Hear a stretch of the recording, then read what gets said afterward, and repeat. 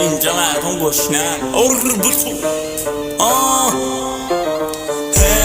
اینجا جی مردم گشنن. شما فقط به فکر جیب خودتونید، جیب خودتون رو پر پول کنید. مردم سفرشون باشه خالی کلی، هیچی برای شما مهم نیستشی. مردم دارن هی رنج میکشن، هر روز یه چی گرون میشه. اینجا ایرونه، اسمش خراب شده ویرونه. نمیدونم چرا حالمون خرابه. جدیدن ساب کارا میگیرن با سما سیست و کلاس، فکر میکنن کیان همه رو گرفتن انگار برده. ما برده شما نیستیم به خدا، ما هم خدا آفریده، ما هم انسان، ما هم درست مثل بقیه جمعیت حق زندگی کردن داریم. کجا گفته خدا ما باید باشیم برده، شما هم باشی سلطان شهر.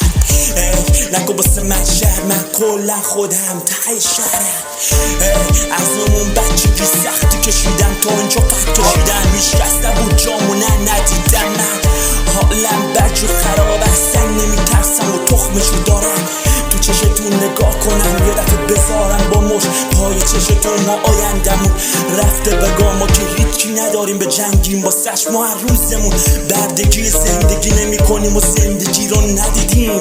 خیلی ها ندارن سر و سفرشون بخورن. مثلا بخوام مثال بزنم برات، دیدم اون روز که رفتم وایسادم در جا، دیدم شهرداری داره گیر میده به یه زنی که دست روشی میکرد. گفت جمع بکن برو همین الان. من گفتم